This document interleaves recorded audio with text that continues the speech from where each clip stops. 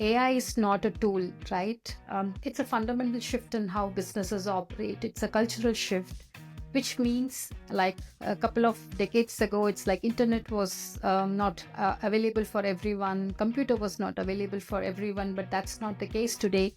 And similarly, I see in the near future, it's like AI for everyone, AI literacy for everyone. So when we are actually looking at technology and building these procurement software, I see that we actually need to build innovative workforce, which is AI literate and understands what will it take for us to automate our business processes and optimize them, right?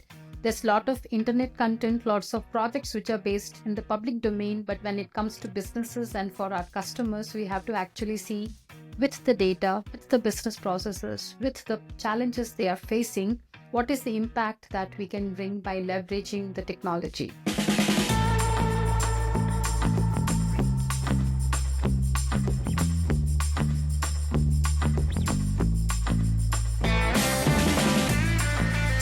Thank you so much for joining another edition of The Never Ending Climb for a Stronger Supply Chain and Procurement. Today, we have the pleasure of being joined by a brilliant woman, Kavitha. And Kavitha is very passionate about the latest emerging technologies, AI innovations, and how that impacts enterprise software, enterprise SaaS, and a focus, you guessed it, on procurement.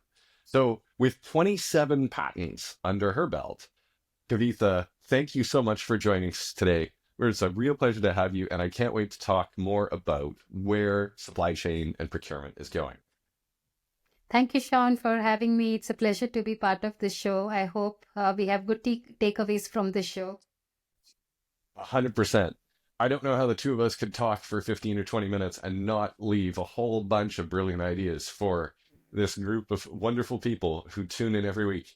So when we think about one of the big burning questions that a lot of people have on their mind is what is going on? And with all of this change, where is this taking us in the next, say, 3 to 5 years? What does that look like to you from where you're sitting, your experience, your expertise? What does that look like? And what are you most excited about? Sure. My main passion, Sean, is about how emerging technologies can impact future of businesses. And I do have some things in my mind which I believe are focus area, especially in the area of procurement, right? I can give you some examples. For instance, the first one could be about the process flow optimization. And if I give you an analogy about city maps, how they evolved, and we see different cities and how you can reach from one point to the other point, the maps, I see the entire supply chain the same way. And when we are traveling through these paths, we see what is the mode that you want to take, train, flight, or car, or any other public transport, and what are your levers, right? Optimization levers. Is it cost? Is it comfort? And so on. Same way, I also see the entire supply chain as city map.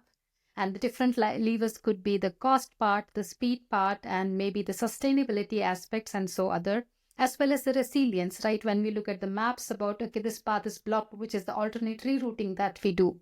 So the process flow for optimization is one area that I believe has huge potential and hyper-personalized per customer, per industry. The second one, which is the very obvious one, which we have been doing from many decades, is the data and insights for completing the tasks with greater speed and intelligence, right? Now with Gen AI, it even becomes faster to search for the needed information, right? Can you summarize this contract for me, for instance? Or how do I reduce the time that is taken to publish the sourcing event? What's insights that I could use smartly to do this? So this is the second one I would see. The third one is, of course, the popular ones on the agents, right? And how do you actually augment business users? For example, a contract manager, right? And then say when I log in and then I'm told, hey, the price for contract is increasing in the next quarter from the market trends. And then I see that there are these X number of contracts lying. Would you like to have a look? Do you want to renew it, or do you want to extend them, or do you want to stop them, right? So these kind of decisions which are powered by data, and you augment the user in such a way that even a fresh user works like an expert, and the system is actually guiding you like how the maps guide us. today, right? We don't need to remember how to go like it was 2 decades ago. And Yeah. You don't need connect. as much training as you used to.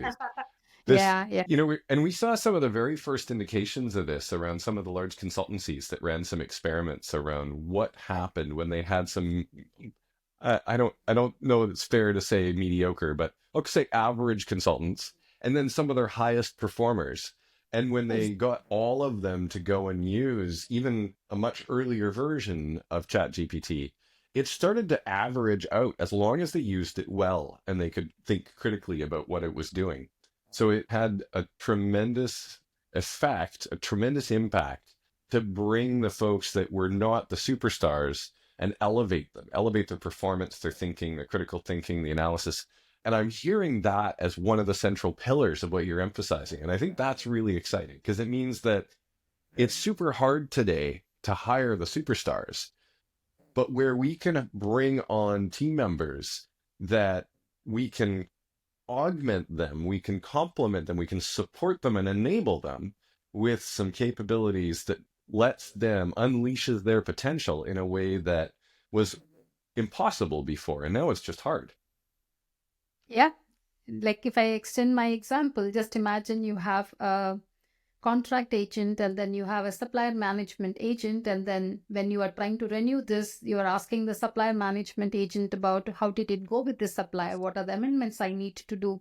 So yeah, how do you beautifully use these insights, and then how do you bring this domain expertise into play by the software is something that's going to be very interesting, and then see how humans are augmented in software in procurement.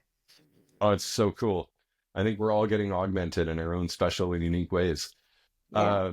Whether we get a chip in our brains or not. When you think about that process transformation and the agentic ingredients that go into that, where do you see that taking teams as we know them today? I actually hear a lot about will AI take my job away, or how do I do this? But how I see this is that AI is not a tool, right? It's a fundamental shift in how businesses operate. It's a cultural shift, which means like a couple of decades ago, it's like internet was not available for everyone, computer was not available for everyone, but that's not the case today. And similarly, I see in the near future, it's like AI for everyone, AI literacy for everyone. So when we are actually looking at technology and building these procurement software, I see that we actually need to build innovative workforce, which is AI literate and understands what will it take for us to automate our business processes and optimize them, right? There's a lot of internet content, lots of projects which are based in the public domain, but when it comes to businesses and for our customers, we have to actually see with the data, with the business processes, with the challenges they are facing, what is the impact that we can bring by leveraging the technology. So the impact It is in the is center, so and true. yeah, the impact is at the center, and then the workforce actually understands how do I marry the technology to the business problem and provide a value to our customers. So when you work through that combination of excitement with consternation, with concern of is AI going to take my job? And I mean, to be fair, there will be job impacts, 100%, just as there were with computers, because, we don't have a manual telephone operator because technology took that job and it's now been replaced by automated switching. And, similar, there are a whole set of tasks that there's entire companies built around that are, think about the combination of it's not just the software total addressable market, but it's the business process outsourcing as well. And I mean, if I was running a business process outsourcing team today, I might feel a little uncomfortable. Because in a sense, those are the sorts of shifts and disruptions where it's not that they disappear, but they change substantially. And the idea that AI won't take your job is, I mean, it's partly true, but those that will thrive through it are the ones that become fluent and develop that capability to really leverage it to new levels of productivity and new levels of impact, of a positive impact in the organization.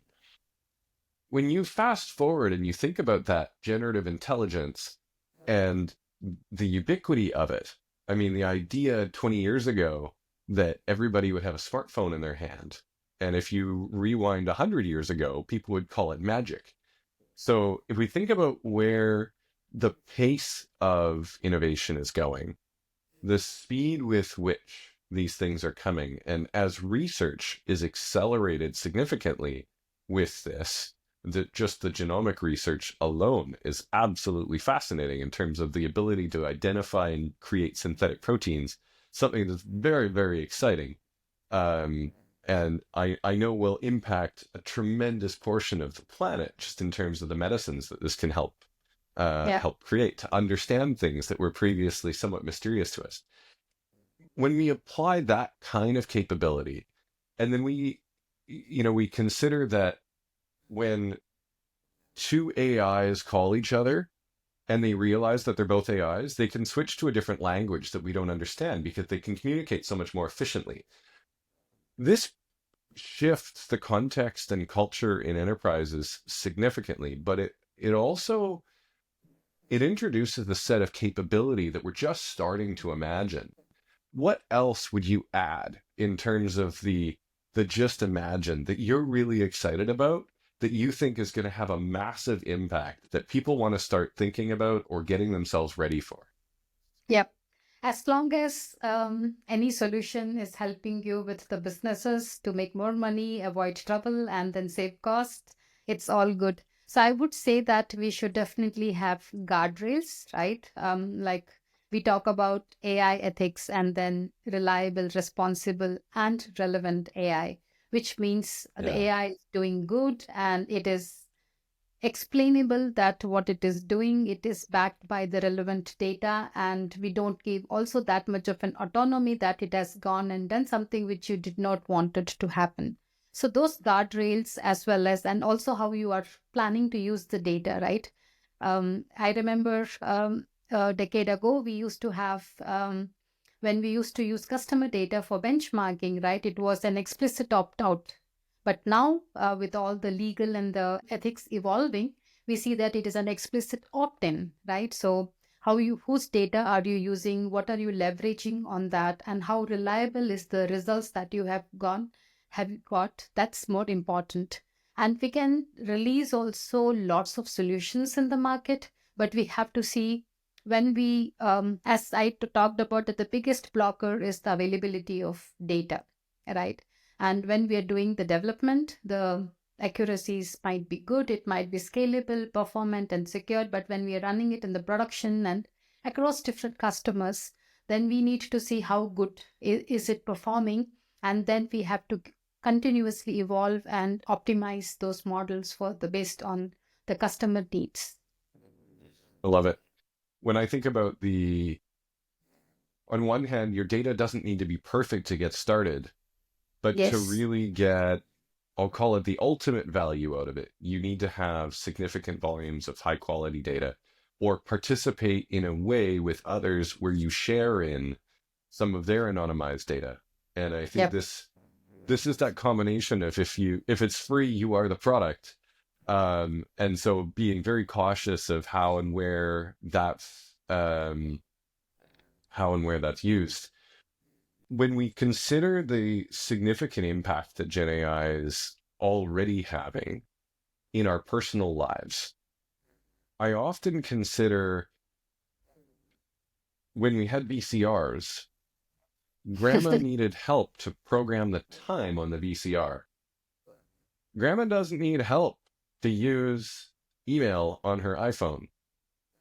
Fast forward a few years, grandma's using ChatGPT to tune up her chicken recipe. Where do you see that taking us in the next few years as that consumer experience further impacts the enterprise experience? Interesting. I don't have a precise answer for that, but I can talk about a concept that that would stay, right? Which I call, or this is popularly known as progressive disclosure, right? So initially, we used to have the entire menu kit or something which you need to go through to do any assembly or to do any installation or before you started using a device. But now it is about very hyper personalized and take me as we explore more and then guide me through the step by step so that I don't need to go through the entire thing, right? So if it is helping me with the progressive disclosure and I do the way it is better, but I don't have a perfect answer for this, Sean. So the time would actually say, I'm just seeing that the machines are going to be becoming more and more intelligent, learning from us. I remember carrying a calculator for my exams, right? Calculus and so on. But now I don't see that with the students, right? So what's going to be the magic a decade or 2 decades later? We don't know, right? Yeah, Yeah. When we had our Nokia phones that were so reliable you could use them as a hammer, but you had to press the number 3 a bunch of times to get the letter you wanted. And today we have a smartphone that you don't want to use as a hammer, but it's so much more capable. The exactly. the the reliability versus capability has moved, and the sophistication in the capability has become so much simpler, so much more accessible. One of the Yes. things that deeply excites me is the accessibility of finding a better recipe for your chicken, or the enterprise equivalence of finding a better recipe for your product, and how those combinations come together in really, really powerful ways. And I know that none of our crystal balls work very well. They're all cracked and cloudy, but we've got a community of supply chain professionals that are going to go work together to make sure that things get clearer, faster, and margins improve. So, Kavitha, I am really grateful for you spending time with us today, sharing your expertise, your passion for where things are going and what you're excited about. And for all of you watching for another week, thank you so much for joining another edition of The Never Ending Climb for a Stronger Supply Chain and Procurement. Thanks so much, everybody. Kavitha, thank you. Thank you. Thank you for having me, Sean.